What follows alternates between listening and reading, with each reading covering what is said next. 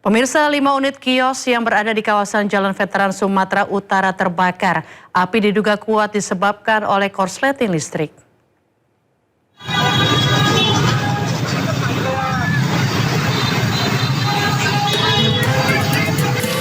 Kobaran api dengan cepat melahap 5 kios yang berada di Jalan Serbaguna, Kabupaten Deli Serdang, Sumatera Utara. Akibat api yang cepat membesar, 1 kios yang menjual handphone ludes terbakar.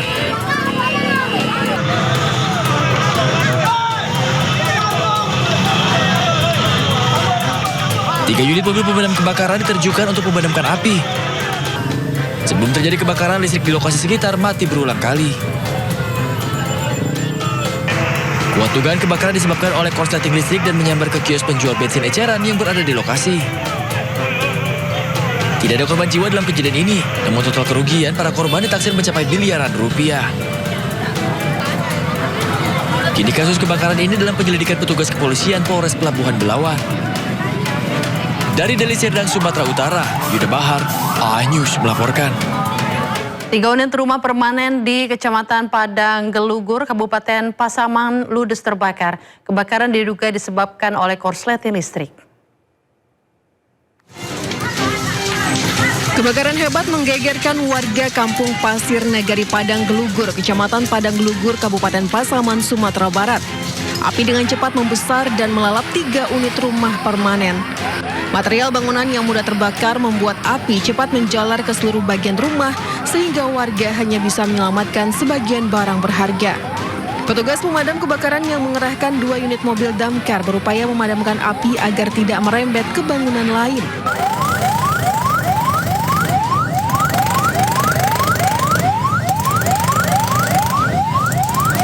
Petugas mengalami kendala akibat membludaknya warga yang memadati lokasi kebakaran. Petugas menyebut kebakaran diduga berasal dari hubungan arus pendek listrik. Bangunan yang terbakar itu 3. Dari 5 yang dekat-dekat sana, 2 terselamatkan. Pemadaman itu 1 jam, lebih kurang 1 jam. Untuk pendinginan yang agak lama itu lebih kurang memakan waktu 1,5 jam. Tidak ada korban jiwa dalam peristiwa ini, sementara kerugian ditaksir mencapai lebih dari 500 juta rupiah. Dari Pasaman, Sumatera Barat, Ari Yohanes, iNews melaporkan.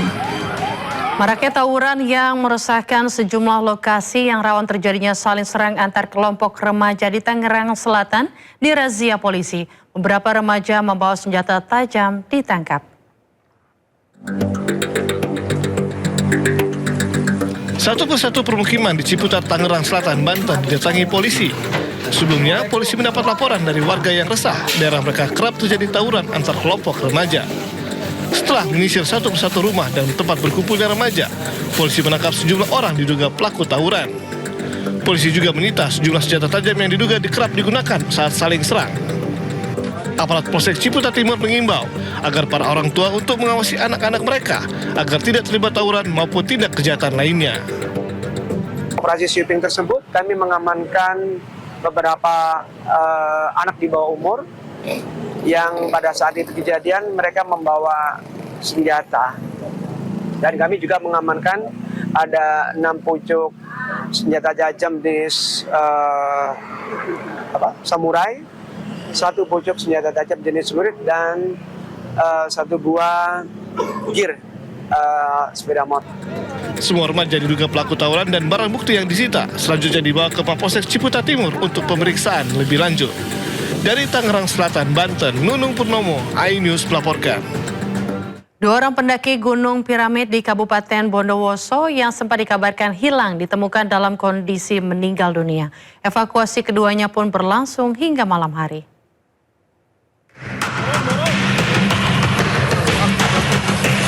Proses evakuasi 2 pendaki yang meninggal dunia di Gunung Piramid di Kelurahan Curah Dami, Bondowoso, Jawa Timur berlangsung hingga malam hari.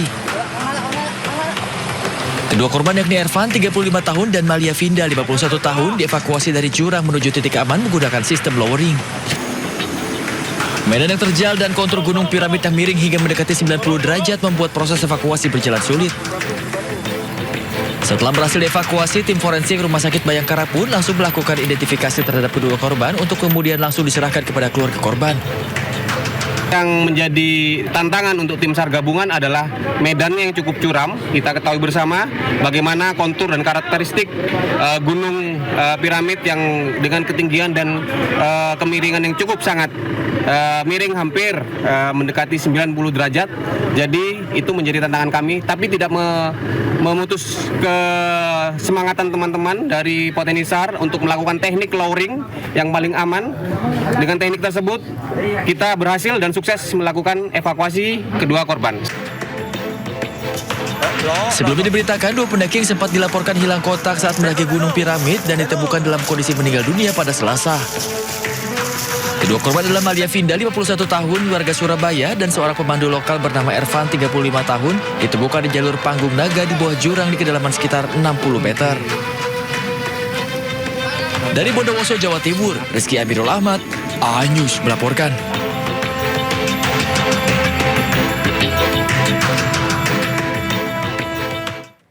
Kebakaran lahan di Savana Bromo, Lumajang, Jawa Timur meluas hingga 85 hektar dan sampai ke Kabupaten Malang. Akses wisata melalui beberapa pintu masuk Bromo ditutup sementara hingga waktu yang tak ditentukan. Oh, ini tambah banter ya.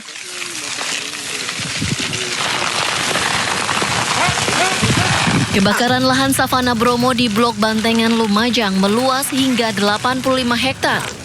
150 personil gabungan dari BPBD dan Balai Besar Taman Nasional Bromo Tengger Semeru terus berupaya memadamkan api.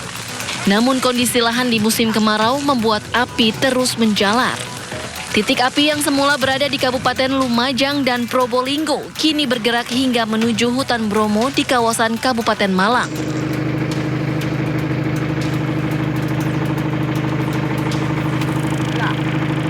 Imbas kebakaran, kawasan wisata Bromo ditutup sementara mulai dari pintu masuk Malang dan Lumajang.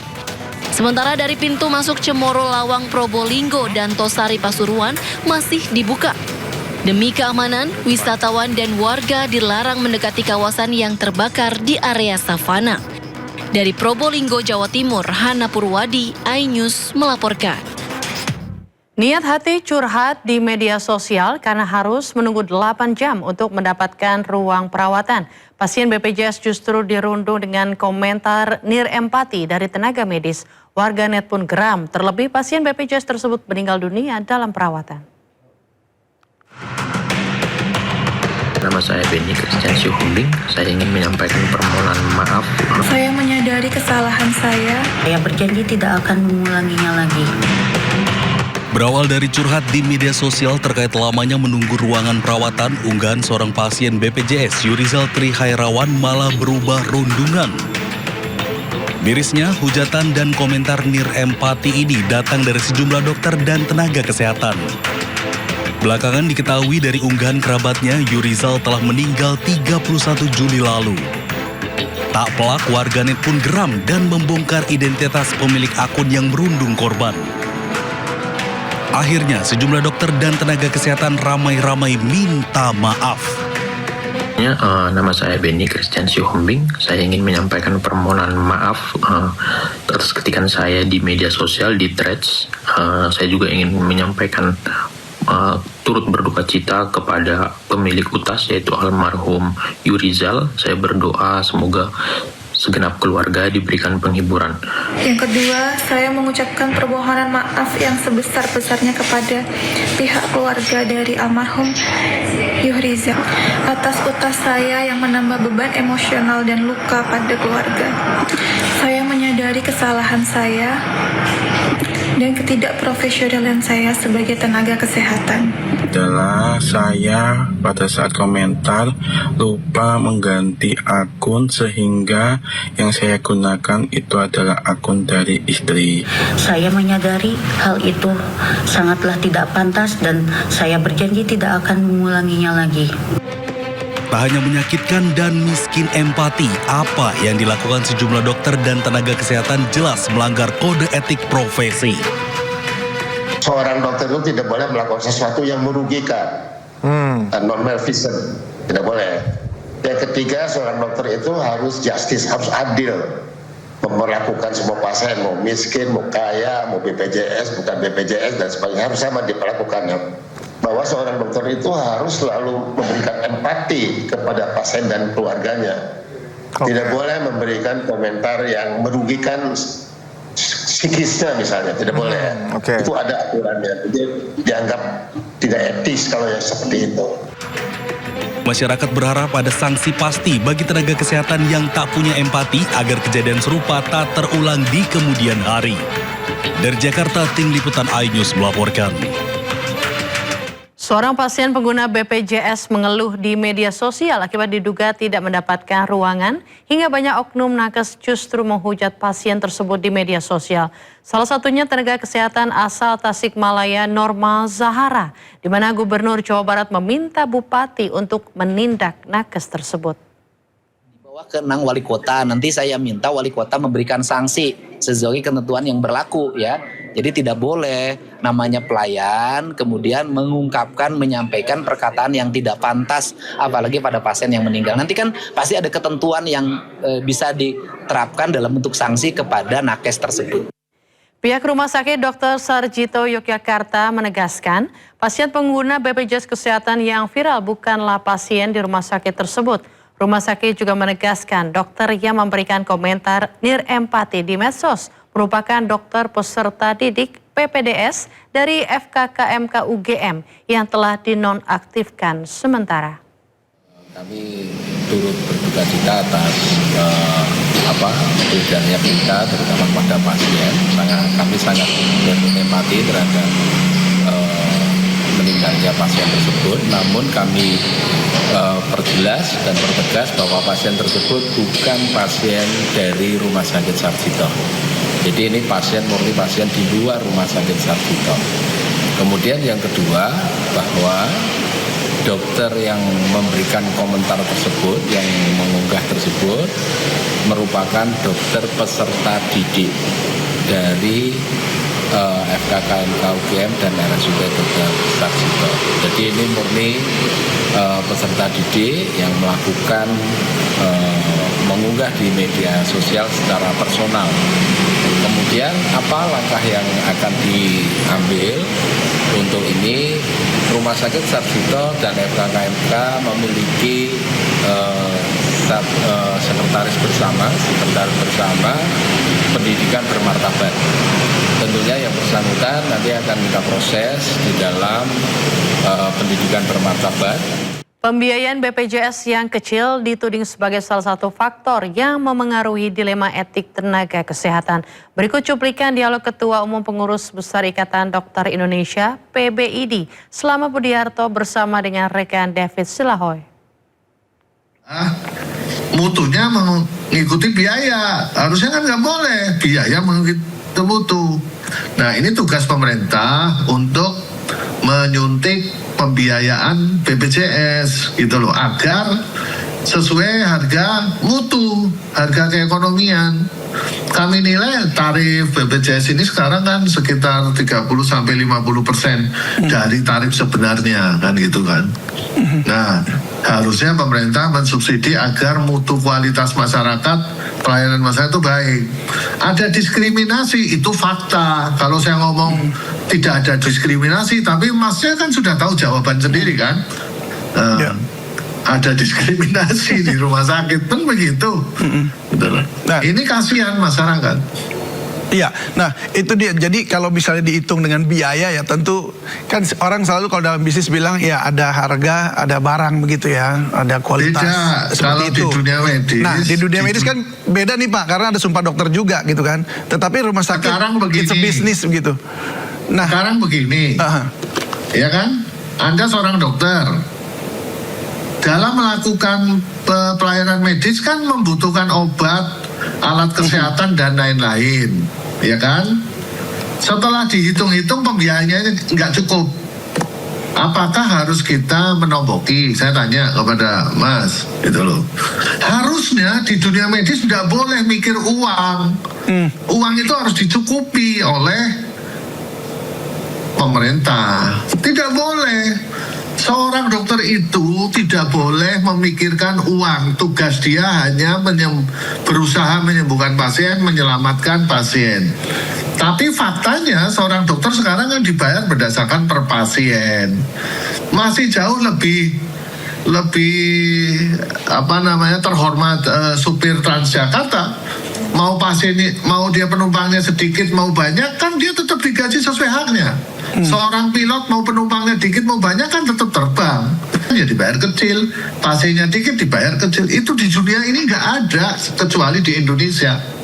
Ya, kita ke informasi selanjutnya pemirsa. Setelah hampir 3 pekan penyelidikan, Polres Siak akhirnya mengungkap penyebab kematian dokter PPDS anestesi Alex Kristoloris yang ditemukan meninggal dunia di semak belukar samping pagar RSUD Tengku Rafian Siak. Selain beban pendidikan, terungkap korban diduga alami tekanan psikologis akibat terjerat pinjaman online.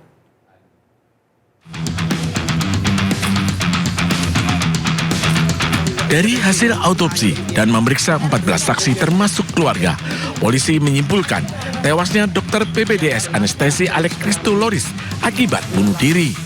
Hasil autopsi menemukan bekas suntikan di lengan kiri korban. Korban dipastikan meninggal akibat mati lemas.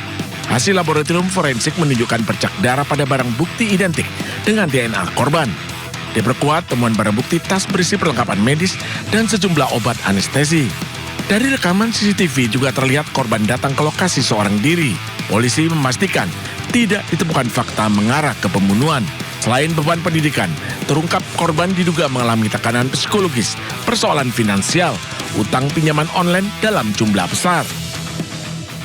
Bahwa tidak didapati adanya peran dari pihak lain yang tersangkut atau terkait dalam terjadinya peristiwa tersebut. Yang penting bahwa ada yang menjadi himpitan ekonomi terhadap korban. Sebelumnya, polisi menemukan jenazah dokter PPDS anestesi Alex Kristoloris di semak belukar samping pagar RSUD Tengku Rafian Siak di awal Juli lalu. Dari Kabupaten Siak, Riau, Eli Suwanti, iNews melaporkan. Kasus dokter muda meninggal dunia terus terulang, mulai dari kasus seorang dokter muda wanita yang tewas usai jatuh di apartemen Kalibata City, Pancoran, Jakarta Selatan, hingga dokter Ica yang ditemukan meninggal dunia saat bertugas di Nusa Tenggara Timur.